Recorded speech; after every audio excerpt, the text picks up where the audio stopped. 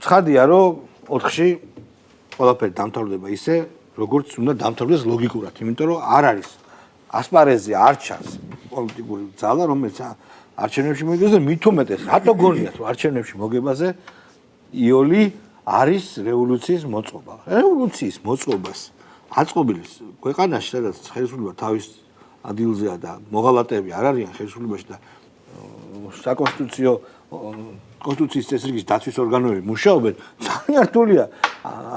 თითქმის წარმოუდგენელია. რატო გონიათ ეგ არ არის? ეგ რამდენად აქვს შესწავლილი რევოლუციური საქმე და ლენინის ტომები წაკითხული ან თუნდაც სხვადასხვა რევოლუციონერის აზრი გათვალისწინებული ეგ არის, არ აქვს. მაგრამ ფაქტია, რომ ეს არჩევნების მერე უნდა იგზავნოს ეს დაპირებაა ესეთი. ნაცები უნდა იგზავნოს სხვადასხვა პარტიის გამოვლენად. პერსპექტივა რა იქნება, თქვენ რას ფიქრობთ? და რატომ უნდა მივიდეს ხალხი ამჯერად?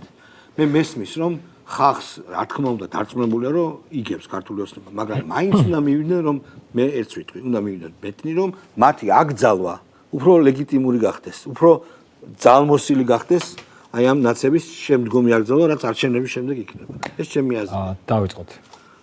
პირველი საჭირო არის ლეგიტიმაციის გაძლიერება ქართული ოცნებისთვის. ჩვენ დავაფიქსიროთ, რომ უჭერთ მხარს ხელისუფლებას, მის არჩეულ კურსს. მეორე, ქართულმა ოცნებამ უკვე ამაზე არსაუბრებენ, უკვე დაიწყო რაღაც პროცესები, რომელიც ძალიან მნიშვნელოვანია, მაგალითად კორუფციასთან ბრძოლა.